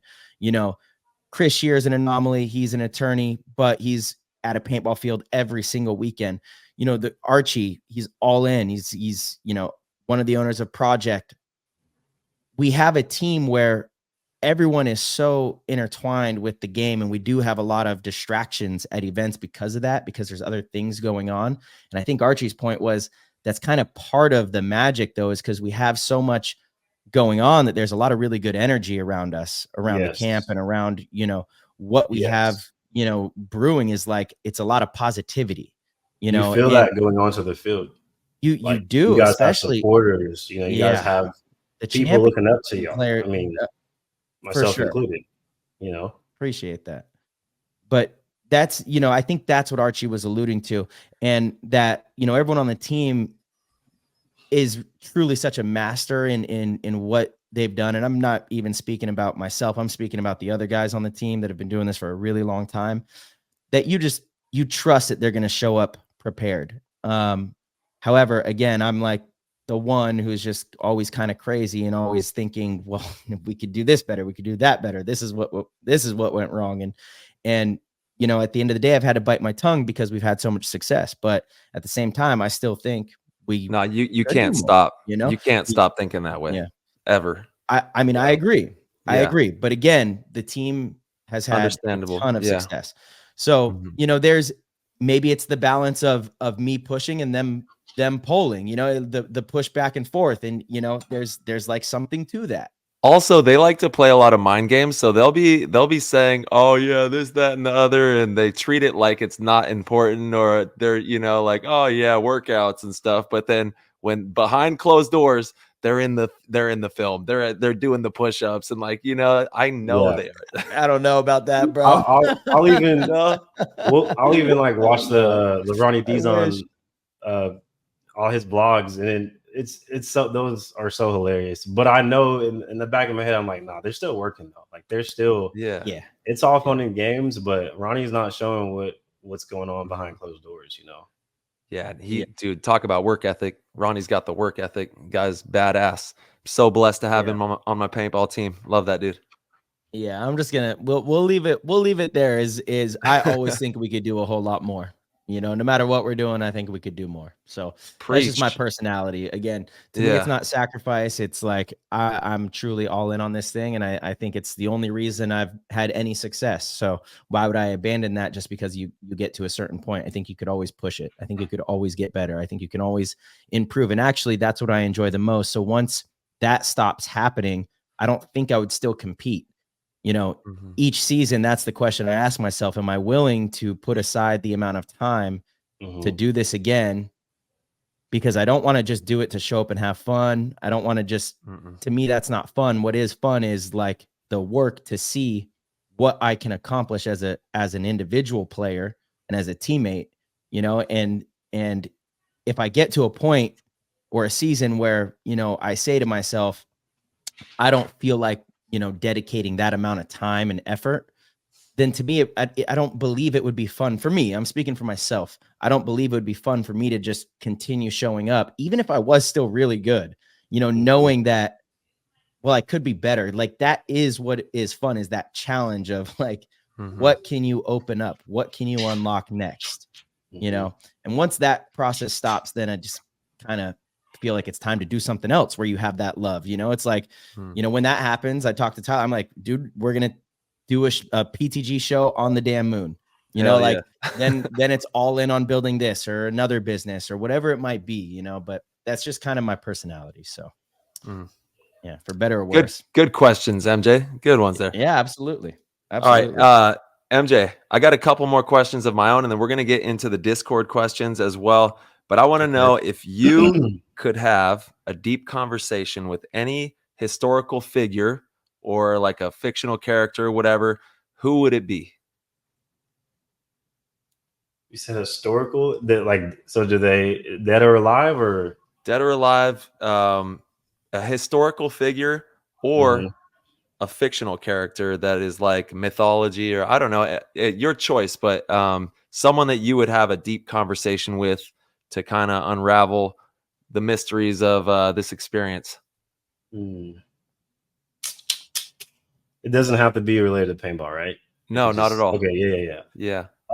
This kind of sounds like a little cliche, and I know there's like a lot going on within that industry, but honestly, Drake. And I say that because he's been on top of the game. Like whatever you think about him, his music is whatever, but the stats do speak for itself. I would really love to just like sit with him and talk and just understand like how have you managed to stay on top for so long? Like what's that mentality and what does that look like? You know, because music in itself is competitive. Like even though it's not black and white as like winning or losing, it is a competitive industry, you know, and those top guys, everything is competitive. Yeah. And those top dudes, Drake, Kendrick Lamar, you know, whoever, that's kind of, you know, stuff I listen to, they're on top for a reason, you know, so I'd probably like to just sit and talk with him and see what he thinks on that. You know? Oh, you'd have some crazy conversations. Yeah. No, that would be wild. Yeah. And like you said, he's been on such a sick run for, I mean, a decade, you know, just nonstop. And like you said as well, the stats speak for themselves. But I will say, man, that Kendrick Lamar song is something different. Yeah, he really sent it on that. They both were going back to back. I'm a Drake fan. I'm also a Kendrick fan. Like I'm a huge Kendrick fan as well. So for me, it was hard to hear that beat back and forth because I'm such a love of like our culture and like hip hop. And I respected it. I just don't want it to go too far. Like I don't want anybody to, you know, lose a life or anything crazy like that. Like I want it to just be stay in the music. If we keep it there, cool. Because that stuff sometimes can get real. Like so yeah, that was crazy. Yeah, and I mean, both of them are going to go down in history as a couple of the greatest of all time, without a doubt. And they've been making the funkiest, craziest beats and sounds for a long time. So, but like you said as well, got to make sure, keep it clean and keep it fun. They're both winning. They're both selling tremendous numbers. So as long as it's, you know, they're both doing really well off of the quote unquote beef. And we don't know what's actually going on. Yeah, we don't know, you know, behind the scenes. They could both be just, we're just going to make money, you know, just thumbing through it, just looking at us like, oh man, look at them. I think paintball needs to get more of that too. Like there needs to be a little more beef. And I don't, that was going to be my question for you. Yeah. I love talking shit, bro. Like I really do. And I've gotten older, you know, it's more respectful now than it was when I was a little hothead, but it's sports, man. It is sports. Yeah. And sometimes you're just in the moment, you say crazy stuff, but I think I love, if I can get in your head, my work's done. Like that's it. You know what I mean? Like Conor McGregor is a great example of that. Yeah. Like he was beating people. He's a great fighter, but he was beating people and getting in their heads before they even stepped in the ring. Yeah, you know, I wonder if he was a shit talker like that, like through every division growing up as a fighter. You know what I mean? Because I feel like you definitely don't want to be the new kid talking shit, not winning, you know, getting last place, being ranked last place in the stats, and no, you can't. You gotta back it up. Like you can't sit there and talk all that head, and then you're losing. Yeah, because your team and you know, I think a lot of coaches probably wouldn't like that. So you got to be like, there's like a balance. You're gonna talk shit. You definitely have to be able to back it up. You do. Yeah, or you don't. That's exciting. I think honestly, it helps me because I feel like when I'm on the field, I'm essentially a character. Like I'm not someone who I am off the field, and that character, what makes me perform the best is the bad guy. So like, y'all just get ready when I play against y'all. Like I'm gonna talk shit, but it's gonna be man. You get ready. Let's go. It makes y'all be ready. Y'all boys be ready, man. I'm telling you, it's gonna be good. Guarantee that. Motivation. I love that. Yeah. That's it. Yeah, because you say the wrong thing to the wrong people, and then they start going crazy, and then they start getting to another level. You know what I mean? You gotta be ready for the heat to come back, though. You can't dish out the heat and can't receive it. So I'm right there with anyone that wants to, throw some words. That's entertainment as well, man. And if we're gonna be really real about it, what we do is entertaining to a lot of people. We take it extremely seriously to the highest level. We want to be the best product possible for ourselves and our team, but we are entertaining people who are watching paintball and they want to see entertainment. That's why I love seeing when things are, getting caliente and things are getting wild, it's like, okay, this is entertaining. This is fun to watch. This is what we need for our game to grow. We need it to also be highly entertaining and in the right way, respectfully, and like I said, it's sports. You're going to get that kind of energy in the industry, in the entertainment that we do. But there is a component of that is very real. And as we move into the future of this game, we got to make sure this is highly entertaining for people to watch. Man, it's so important. That's kind of what blew up the UFC too. Like, I mean, it was kind of McGregor. Like, he was already big, but McGregor, with the way he was talking shit, he kind of put on a whole another level. And that's what I think paintball can learn a little bit from that. I don't want this to obviously be a shit talking sport. Like, that's how we came up, but it does help for sure. Yeah, he's so funny, man. The guy is just off his. He's coming back too. He's back for another fight. Yeah, I saw that. Yeah. I can't say this enough times. It's about personalities. It's about giving fans a reason to watch. People would tune in. Remember when Ronda Rousey was fighting? It was like you tune in to watch women fight because of her. And I was a fan of Ronda Rousey before I ever saw her fight. I saw interviews. I saw her talking shit, getting ready for, I think she was fighting Betch Correa back in the day, maybe is who it was. But like the shit talking back and forth, the promo for the fight is what sold me. And I was like, I'm going to pay $50 or $100, whatever it was back, for that fight. It's about the stories. It's about the players. It's about the individuals, right? Mm-hmm. It's the WNBA right now. A lot of it, and people don't like to hear this, but a lot of it is because Caitlin Clark, straight up, she's a young superstar that people are like, whoa, I want to watch this girl. Paying attention. They're paying attention. Yep. They're paying attention. I love watching basketball. One of my favorite sports outside of paintball. One of my favorites. Love watching postseason. I'll tell you what I didn't watch. I didn't watch a single game of the Celtics Pacers, which is the Eastern Conference Final. Not because, I like the Celtics. I like Jason Tatum, Jaylen Brown. I'm a fan of those players. I'm actually really excited for this final, but I don't care all about the Pacers. Like, none, zero. So I didn't watch a single game. The game didn't change. The format didn't change. It's just the players that are playing changed. Mm-hmm. So that's how so many people are with sports. And in our sport, like we have people at the, making decisions that don't recognize that, or it seems like they don't recognize that. And like, oh, I want to change this. I want to change that. MJ, do you enjoy watching paintball? I love watching paintball.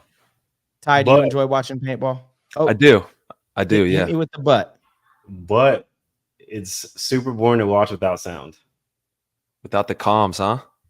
without sound, it's like, it's so weird. And even what I was saying before is when I'm watching it, like even as a student of the game, I'm like clicking pause just because I'm trying to like pick up on everything, and yeah, I mean, but it's a little more enjoyable if I do know the players. I gotta say, I think anything's boring to watch without sound. Like if I was just envisioning a basketball game, and I'm like, what is it? ASMR right now? It's like super popular. Like I love hearing the basketball and the shoes squeak on the floor. Like it makes you feel like you're there. It's kind of captivating. I feel like if I was watching basketball with no sound, it's just kind of like there's no emotion attached. Like you might even see it. I mean, you don't hear. That's why they literally adds, have a microphone on the net. No, you're right. It does add to it, of course, but I think still you can understand kind of what's going on. It's like you can watch it without sound, and it's kind of you get the same, effect of, oh, this is what's happening. This team's winning. Oh, that team's winning. I think with paintball without sound, it's you look at it and you kind of just see people in their bunkers, and you're just like, okay, I don't really know what's going on. Okay, so you're saying it's harder to understand. Maybe boring isn't the right word, but it's harder to understand without sound. Sure, that's fine. Good thing, pretty much every TV in the world has audio. So I mean, I hope people have the sound. That's true. On, but if we're gonna get paintball to the next level, if it's playing on the screen at a restaurant, like it needs to be just as like captivating to watch. And I don't know what that is. I don't want to change paintball. So my rebuttal to that is level up your IQ. If you don't know what's going on, you need to learn the game more. But I know that's not gonna really make the sport bigger. No, but it is though. But it doesn't start there. It doesn't just start there because people aren't going to care to learn about the sport. When I started watching football, I hated football. I thought it was really confusing. I did not understand it. If you actually go through the rule book of football or watch a game, it's indoctrinated in us because it's an American sport and you learn it from childhood. But I didn't, because I wasn't in like regular organized school sports. My dad had me in taekwondo, ice hockey. I was in a bunch of like alternative type stuff. So football, I didn't know the rules. So it wasn't until I was like 17, 18 years old that I actually started to give a shit about football because I didn't understand it. I would watch with the volume on. And I didn't know what was going on. I'm like 4 downs. What is this? Why did they just give the ball back to the other team? Why did this happen? Why did that happen? Why did they just kick that through and they only get 3 points? None of it made sense because I didn't know about it. But then I started to, I had some players that I kind of fell in love with in teams because of my dad. And that's what hooked me, is following players and teams. And then what really hooked me was fantasy football. Oh, I know. Once I started playing fantasy football, wasn't it like you, Tyler? I think you're in it, right? You play, and then for the Discord. Alex. Oh, okay. Yeah. See, I haven't tapped into, so I don't really watch. Honestly, the only sport I do watch is paintball, and I've just recently started to kind of dive into basketball, football more because, to your point, Marcelo, I like to look at more of the psychology of those players. Because for them, the stake is so much higher. So I do like to watch the interviews. Like I'm recently now a fan of Anthony Edwards, just from his interviews alone, for sure. Like in his mentality. Yes. And same with Kobe. Like we all know Kobe's a great player, but I've watched more videos of his interviews than I have any of his basketball footage. So yeah, that's a great point. I tuned into every Timberwolves postseason game because of Anthony Edwards, and it was like after their first round, and I was like, oh, I'm rooting for them, and I watched every single game. I changed plans, moved things aside, like I'm going to tune in. I was watching on my phone, like hooked. Right. I do understand your point. Again, I'll push back too, to be honest, and this is me personally, maybe it's not for everybody, but if I'm in a sports bar or a restaurant and there's a game playing on TV, when they don't have the audio, I actually can't stand it. It's like usually a frustrating thing. It's like such a lower quality. I'm like, okay, at least I can kind of see what's going on. So I get that point, but I'm really trying to consider here, if I'm watching a paintball game, if I don't hear anything, you are probably going to be much more lost than if you're watching, because there's one focal point, there's a ball going in a hoop. That's easy. You could see the score very clearly. It goes back and forth. Even if you don't see what happens, you're like, oh, Dallas just scored. Oh, Wolves just scored, Dallas just scored. You can kind of I want to say too, I am a fan of the bird's eye view that they started to do, but in Vegas it was a prime example. Like the way the shadows were, it was still hard to see even where those people were. I'd like for us to figure out a way to make it where we can still see like the body languages of players, because when it's in that bird's eye view, you can't really see body language. Like you can see kind of where they're facing, but you can't see like the mechanics of it. Mm-hmm. I'd love a way to figure out how we can get the best of both worlds. You know what I mean? Have you seen? And the numbers help. The little numbers that they do, those help. I think we should invest more in that technology of, the circles, the lines, and all that. Mm-hmm. Have you seen? I believe it was Jay Wheeler. Yeah, I've got it right here. And shout out to Jonathan Wheeler. I think he might be based out of Texas. I'm not positive. I'm gonna play it on the screen here through my phone. Let's see. Have you seen this? No, what is that? Okay, so for all of the anyone listening to this, go to the YouTube and check it out. Jonathan Wheeler has been playing around with this idea of like basically I heard the heat map thing, right? Yeah, it's like a heat map. And so based on where the players move and where the players are on the field, the grass opens up. Like you can see this kind of end of the point. So now it's like full, but I heard you. So the one podcast, when you brought that up, I had it in my AirPods at work, so I didn't get to see it, but now seeing it, that's interesting. Yeah, because it shows, where the positions are, and it kind of paints it a little bit better. Yeah. Let's see if this one does it.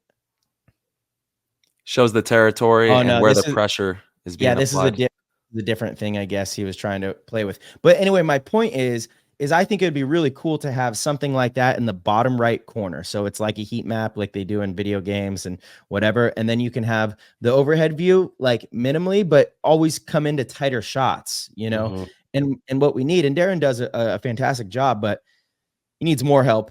Obviously that comes with more funding to be able to like predict moves. I can't, it's so frustrating. Sometimes you're watching and you can tell like something's about to happen, and then they switch the camera and you're like, no, go back to that, and it's like, and so maybe it would be a thing like if it wasn't live, if there was like a 10-second delay, right? Because then they can choose what camera is shown, so like maybe something like that. And I have no idea what that entails, and again, Darren is excellent.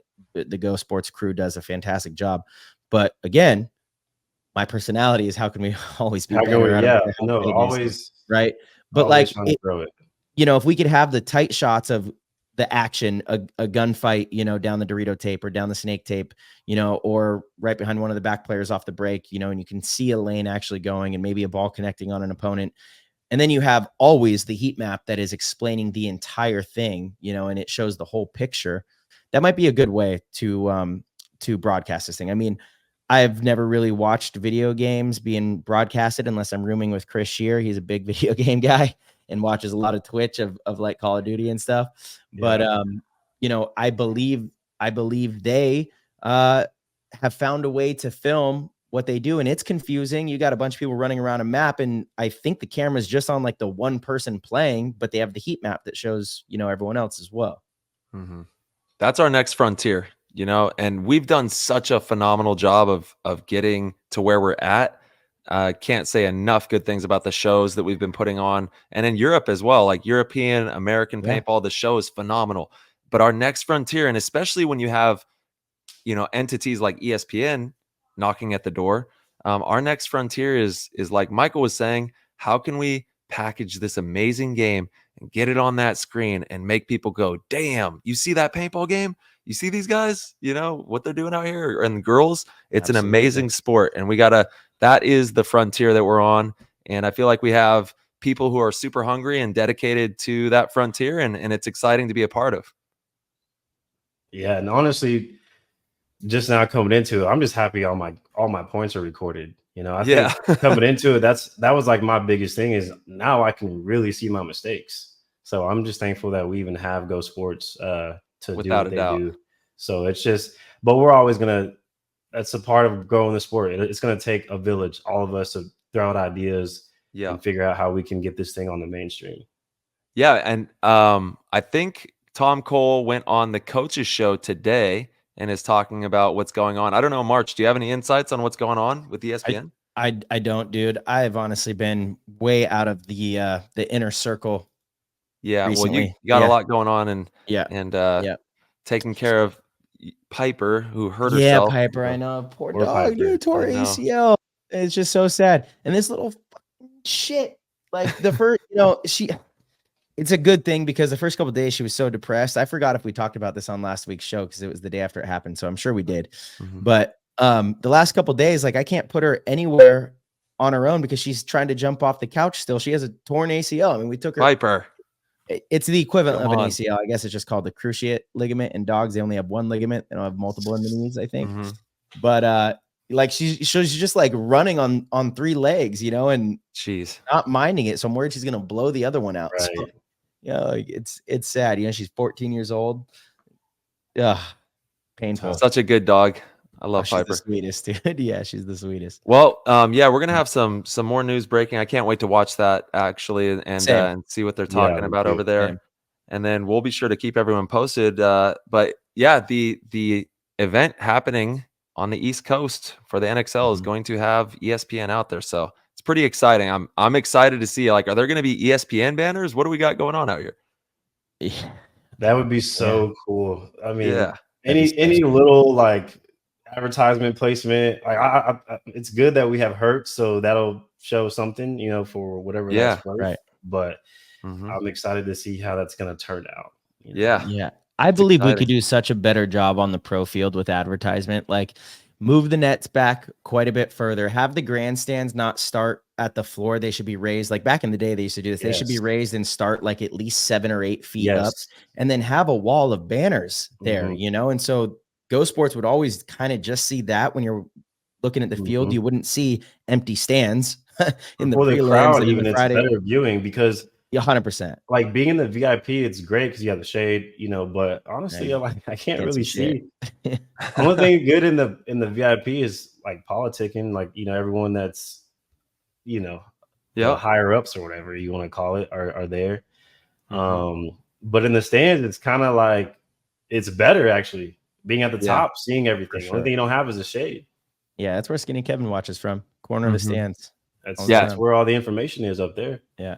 For sure. Yeah, March, that would look so clean, just having the lower portion, just all banners all around. So when it's, the visuals are panning around, you see tons of advertisements for and helping the sponsors get their brands out there and their notoriety and all that. Totally. All right, so let's hop into the Discord. MJ, thank you. You got it? All right. Yep. Clint Riddle. Oh, God, Clint. MJ, it seems like there's an abundance of Johnsons in the sport. With Michael, Mark, and Clint, it's a real Johnson party. Do you think there are too many Johnsons or not enough Johnsons? I just think there hasn't been one that's had that outbreak. So I think I'm gonna have to claim that. I'm gonna have to claim that last name and put it to the top. Yeah. No. Yo. Oh man, out of pocket. Too funny. Out of pocket, Clint. Oh my God, y'all are killing me. All right, Verb, I got you, Verb, holding it down with this favorite question for every guest. What is your favorite food and your favorite place to eat it? It's a good one. I just mentioned steak before. I love steak. I like cooking it myself, honestly. I like New York strip. But if I'm going to go just a route of like terrible bad food, I love Whataburger. Like Whataburger. Like when I'm trying to really just cheat and just be a fat ass, I go to Whataburger. Get some Whataburger, baby. Absolutely. Double with cheese. It's actually a Texas religion, Whataburger. It is. And we have some here in the city as well. Up in OKC. My love started here in OKC. Yeah. Whataburger. Awesome. But Texas. Yeah, shout out Texas too. Yeah. Love it. All right. And then I got Patty Rice. This is my last one. And thank you everybody for sounding off. What do you mean? It's my turn. Is it? Yeah, you just asked that question, bro. And Patty Rice is my question. This is my last question. Nice try. Patty Rice wants to know, Michael, do you feel there's an in-state rivalry between all the Texas teams? And if so, who do you get more amped to play against? Yeah, and inevitably there's a bunch of robberies in Texas. There's so many teams in Texas. You said, and the other question was, who do I get amped to play against? Yeah, who do you get most amped to play against out of the Texas teams? Call them out.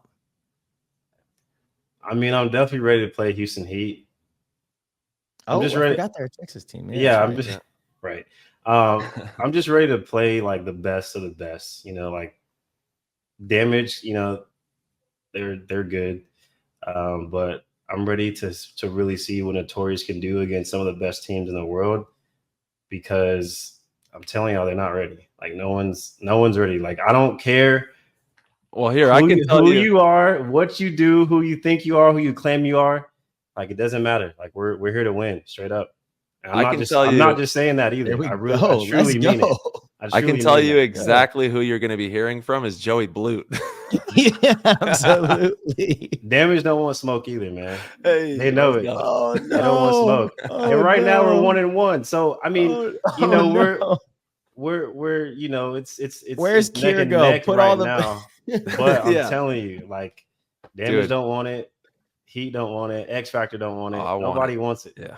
Damn. Yeah, MJ. Damn. Talk your shit, son. Yeah. Go. I like it. I like it. I like that energy. I like that. And my last question, before we let you go, and thank you for taking the time to do this, man. Like I said, both of us have been watching you since before you got into the pros. So it's exciting to see you putting on, like you said, your character and your demeanor and bringing that into the game.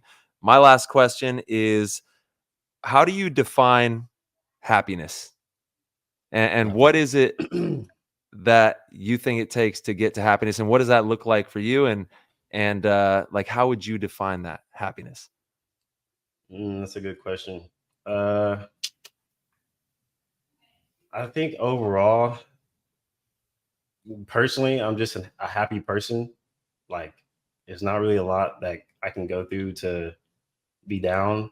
I think people can find happiness in accomplishing things, whether that's walking into your house and cleaning your house and having a clean area, you know, like something that small. I feel like in life, we're going to always have challenges. We're going to always have a new something that we want to get. So placing your happiness in wanting like material things or wanting to go do something, I think you'll always be chasing your tail. So I think the biggest thing is just accomplishing things in general, small goals, whatever you're trying to do, and being happy with when you get to that goal. Like, obviously I'm wanting to climb the ladder of pro, but I'm also blessed and so thankful and happy that I'm able to get to this level, physically, mentally, spiritually, you know? And so that, to me, I'm happy for that. So it, you know, I can't. That kind of touch. Yeah, go ahead. Oh, sorry, bro. That kind of touches on what I was saying when we were talking about diet, right? Doesn't really matter the plan, just finish the plan, you know? Check off all these small little goals. They build momentum. They add up, you know? I get happy on accomplishments. Like that's my happiness. So I can't speak for other people. Like find what does bring you joy and what brings you happiness, you know, and just do more of that. As long as it's not Whataburger or drugs. That's sound advice. Definitely sound advice. And dude, we can't wait to see you. We all can't wait to see you at the tournaments. You know what I'm saying? Now we definitely can't wait to see you. We're gonna have some fun, and that's what this is all about, man. Like we just said, finding that happiness, creating it out there, accomplishing goals, driving for dreams. That's what it's all about. So MJ, thank you for taking the time. And then if you want to do any shout outs or like drop your Instagram handle where people can follow your story at, now's the time. Let them know. Shout out to my whole family, my mom, my grandma, and just everyone that supported me throughout this whole journey, because they know how hard I worked and what kind of sacrifices I've made. Shout out to Mark Franz, the owner of Austin Notorious, for giving me this opportunity to prove myself and to show the world that I belong to be here. And you can follow me on Instagram. The handle is on the name, Johnson, JOHNSUNN. I think I just started YouTube something slight. It's the same, but it has a 3 at the end. So JOHNSUNN 3. That's my Nice. YouTube, and you can follow me there. You got to change the IG now too. They all got to be the same. Don't confuse people. I know. Y'all are the masters of y'all are in this game, this social media, making paintball full time. So I'm gonna be hitting y'all up for certain little nuances in game. We got you anytime, brother. Always. Yeah, it's been an honor. It's been an honor sitting down with you, and we hope you have a great rest of the week. And we will see you shortly out on the East Coast. So good luck with all the training. I know you guys got a lot of practice going on, and you stay safe out there. Yeah, you guys too. Good luck to y'all as well. Yeah, Austin, thank you, bro. Thanks, bro. Peace. Mm-hmm. All right, everybody. Thank you guys so much for tuning in and listening. If you enjoyed the show, please head over to ptgpaintball.com. Click the orange Patreon link in the corner and support the show. We greatly appreciate it. We have tiers as low as $1.99 a month. That is nothing, guys. It'll give you access to the Discord, where you get access to the players chat and get to mingle with the entire PTG community. We have tons of different pros in there. Tyler and myself are very active, and it's an amazing way to support the show. We also have amazing other tiers. If you want to be one of the best, want to be a GOAT, sign up for the GOAT tier. It's the greatest way to support us. And each month we do a private live stream show, one-on-one kind of thing, to where it's just the GOATs, and Tyler and myself will bring in some special guests every now and then, but you get to ask us questions in real time, live on the air, and you get lots of inside juicy news that we don't share on the show. So, as always, we will see you guys very soon.